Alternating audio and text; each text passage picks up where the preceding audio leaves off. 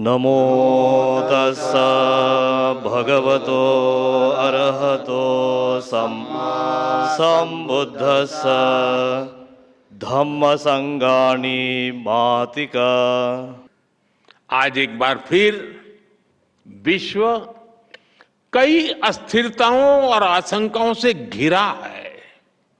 ऐसे में बुद्ध न केवल प्रासंगिक है बल्कि अपरिहार्य भी बन चुके हैं। भारत ने विश्व को युद्ध नहीं बुद्ध दिए हैं।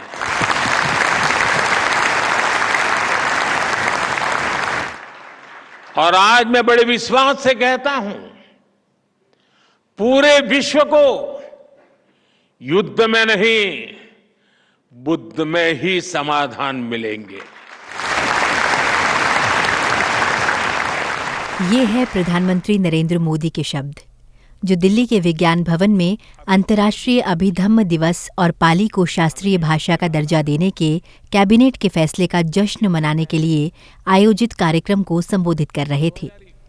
दुनिया के कई हिस्सों में जारी युद्ध का जिक्र करते हुए प्रधानमंत्री ने कहा कि इसका एकमात्र समाधान है और वो है बुद्ध।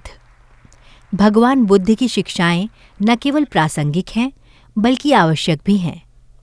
शांति का मार्ग प्रशस्त करने के लिए विश्व को इनसे सीख लेनी चाहिए।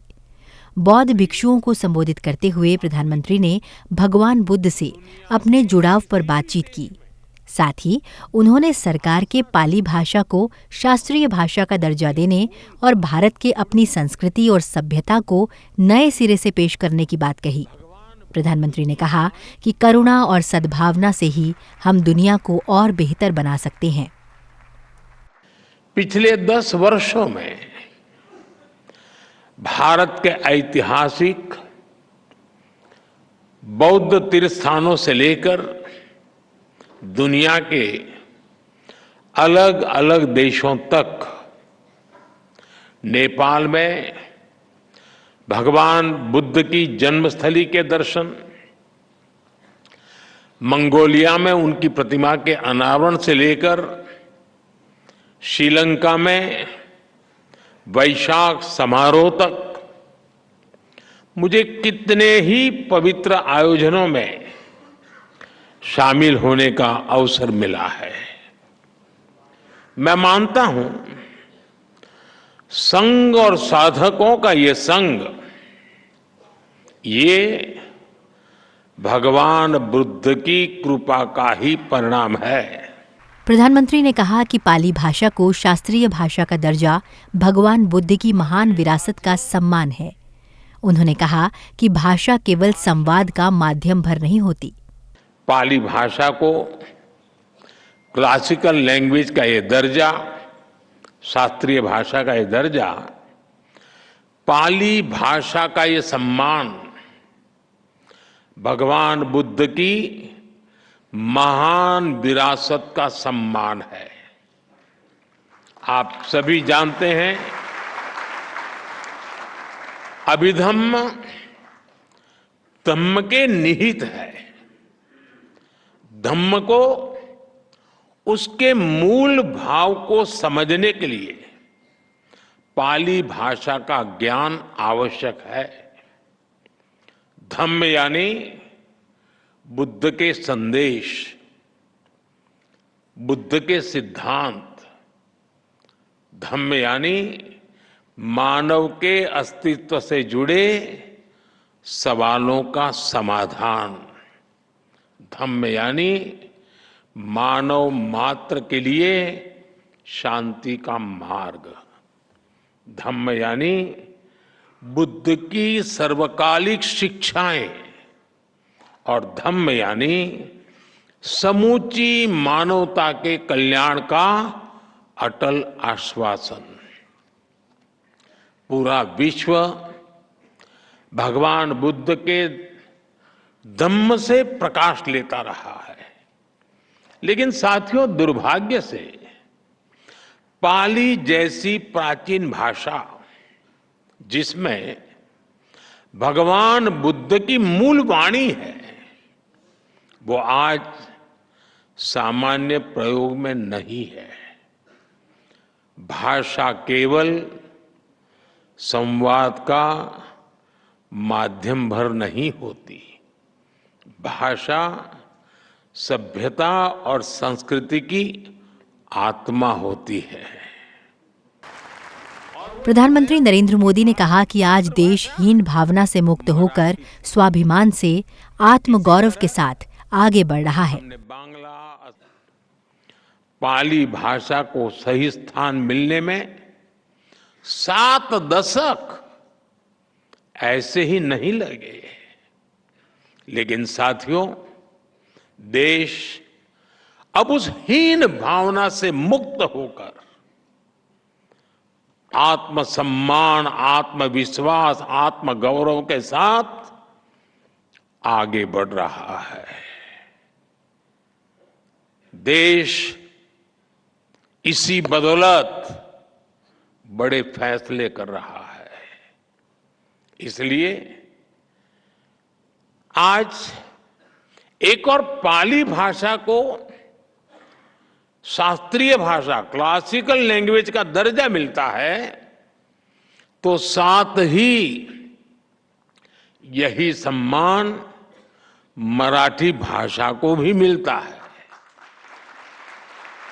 प्रधानमंत्री मोदी ने कहा कि भाषा, साहित्य, कला, आध्यात्म किसी भी राष्ट्र की ये धरोहरें उसके अस्तित्व को परिभाषित करती हैं।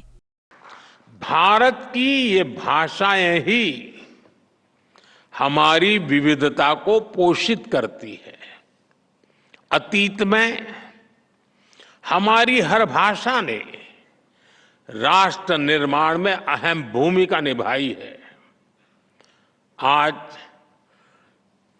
देश ने जो नई राष्ट्रीय शिक्षा नीति अपनाई है, वो भी इन भाषाओं के संरक्षण का माध्यम बन रही है। देश के युवाओं को जब से मातृभाषा में पढ़ाई का विकल्प मिला है, मातृभाषाएं और ज्यादा मजबूत हो रही है। प्रधानमंत्री ने कहा कि आज भारत बड़ी प्रगति कर रहा है। भारत आगे और आगे बढ़ रहा है। उन्होंने भगवान बुद्ध से जुड़ी विरासत के संरक्षण को सरकार की प्राथमिकता बताया। आज भारत तेज विकास और समृद्ध विरासत के दोनों संकल्पों को एक साथ सिद्ध करने में जुटा हुआ है। भगवान बुद्ध से जुड़ी विरासत का संरक्षण इस अभियान की प्राथमिकता है। आप देखिए, हम भारत और नेपाल में भगवान बुद्ध से जुड़े स्थानों को बुद्ध सर्किट के रूप में विकसित कर रहे हैं। कुशीनगर में इंटरनेशनल एयरपोर्ट भी शुरू किया गया है। लुम्बिनी में India international centre for Buddhist culture and heritage का निर्माण हो रहा है। लुम्बिनी में ही बुद्धिस्ट यूनिवर्सिटी में हमने डॉक्टर बाबा साहब Ambedkar chair for Buddhist studies की स्थापना भी की है। बोधगया, श्रावस्ती, कपिलवस्तु, सांची, सतना और रीवा जैसे कई स्थानों पर कितने ही डेवलपमेंट प्रोजेक्ट चल रहे हैं। देश की समृद्ध विरासत और संस्कृति के संरक्षण के लिए सरकार के प्रयासों का उल्लेख करते हुए प्रधानमंत्री नरेंद्र मोदी ने कहा कि दुनिया के विभिन्न देशों से 600 से ज्यादा प्राचीन अवशेष वापस देश में लाए गए हैं। पिछले 10 वर्षों में हम 600 से ज्यादा प्राचीन धरोहरों, कलाकृतियों और अवशेषों को दुनिया के अलग अलग देशों से वापस भारत लाए हैं। 600 से ज्यादा। और इनमें से कई अवशेष बौद्ध धर्म से संबंधित है। यानी बुद्ध की विरासत के पुनर्जागरण में भारत अपनी संस्कृति और सभ्यता को नए सिरे से प्रस्तुत कर रहा है। प्रधानमंत्री ने कहा कि भारत की बुद्ध में आस्था केवल अपने लिए ही नहीं बल्कि पूरी मानवता की सेवा का मार्ग है। भारत की बुद्ध में आस्था केवल अपने लिए ही नहीं बल्कि पूरी मानवता की सेवा का मार्ग है। दुनिया के देश जो भी बुद्ध को जानने और मानने वाले लोग हैं, उन्हें हम इस मिशन में एक साथ ला रहे हैं। मुझे खुशी है दुनिया के कई देशों में इस दिशा में सार्थक प्रयास भी किए जा रहे हैं। म्यांमार, श्रीलंका, थाईलैंड समेत कई देशों में पाली भाषा में टिकाएं संकलित की जा रही है। भारत में भी हम ऐसे प्रयासों को तेज कर रहे हैं। पारंपरिक तरीकों के साथ साथ हम पाली को ऑनलाइन प्लेटफॉर्म्स, डिजिटल आर्काइव्स और ऐप्स के जरिए भी प्रमोट करने की तरफ आगे बढ़ रहे हैं।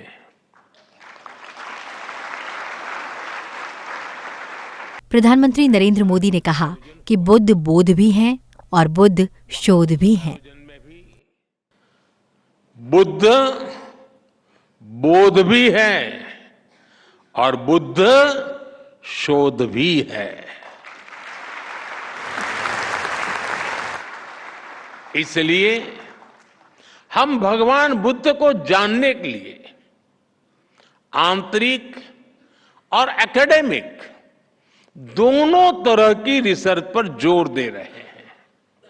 और मुझे खुशी है कि इसमें हमारे संघ, हमारे बौद्ध संस्थान, हमारे भिक्षुगण इस दिशा में युवाओं का मार्गदर्शन कर रहे हैं।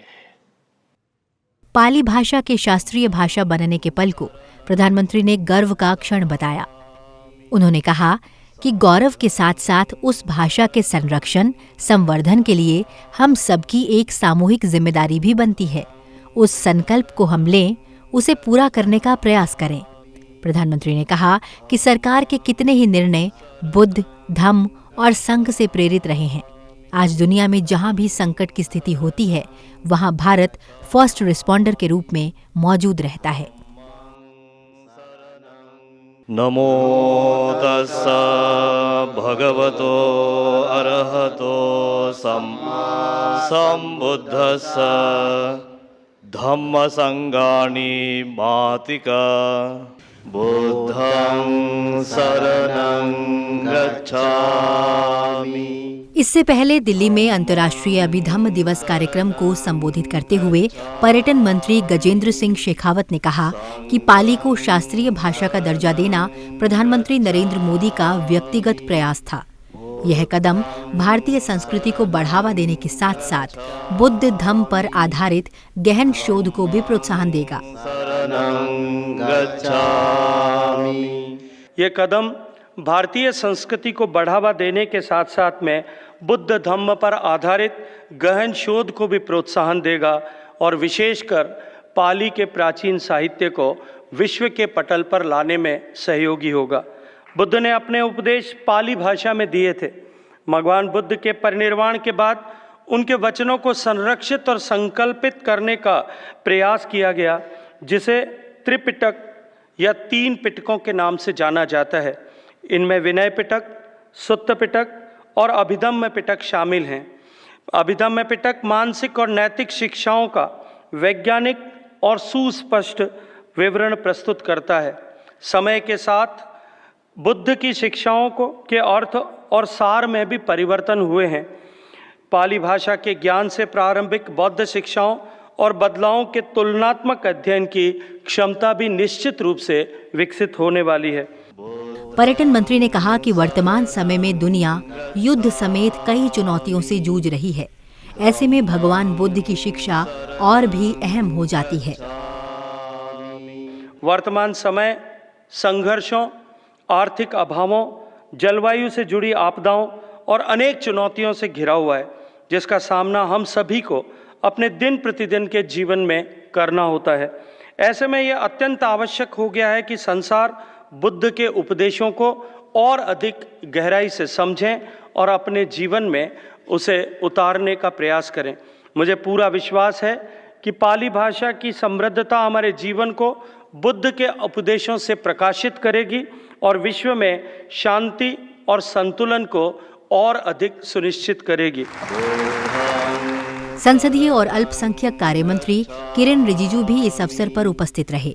अभिधम्म दिवस समारोह में 14 देशों के शिक्षाविद और भिक्षुओं के अलावा देश भर के विभिन्न विश्वविद्यालयों से बड़ी संख्या में बुद्ध धम्म के युवा विशेषज्ञ शामिल हुए।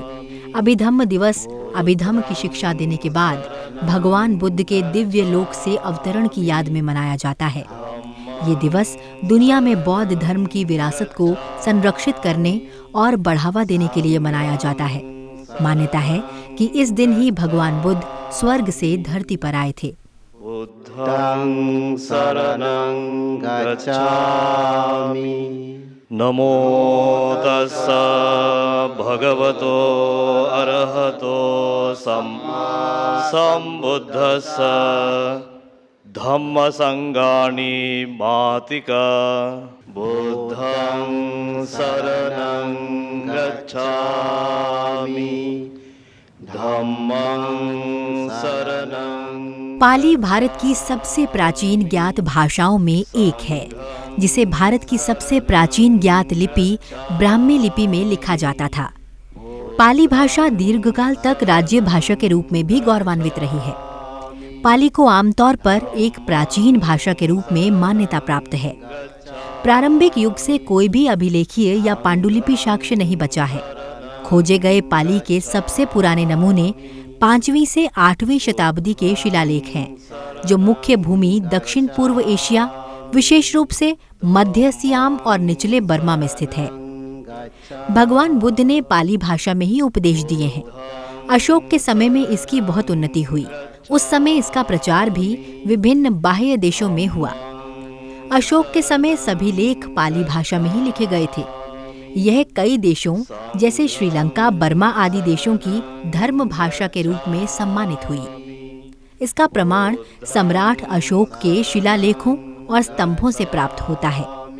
बुद्ध काल में पाली भाषा भारत के जनमानस की भाषा थी। तथागत बुद्ध ने अपने उपदेश पाली में ही दिए हैं। पाली भाषा का उद्भव गौतम बुद्ध से लगभग 300 वर्ष पहले ही हो चुका था, किंतु उसके प्रारंभिक साहित्य का पता ही नहीं लगता। प्रत्येक भाषा का अपना साहित्य प्रारंभिक अवस्था में कथा, गीत, पहेली आदि के रूप में रहता है और उसकी रूपरेखा तब तक लोगों को ज़बानी याद रहती है जब तक कि वह लेखबद्ध या ग्रंथारूढ़ न हो जाए। इस काल में पाली भाषा की जैसे उत्पत्ति हुई वैसे ही विकास भी हुआ। प्रारंभ से लेकर लगभग 300 वर्ष तक पाली भाषा जनसाधारण के बोलचाल की भाषा रही, किंतु जिस समय भगवान बुद्ध ने इसे अपने उपदेश के लिए चुना और इसी भाषा में उपदेश देना शुरू किया, तब यह थोड़े ही दिनों में शिक्षित समुदाय की भाषा होने के साथ साथ राजभाषा भी बन गई। पाली शब्द का सबसे पहला व्यापक प्रयोग हमें आचार्य बुद्ध घोष की अट्ट कथाओं और उनके विशुद्धि मग्ग में मिलता है। वहाँ यह बात अपने उत्तरकालीन भाषा संबंधी अर्थ से मुक्त है।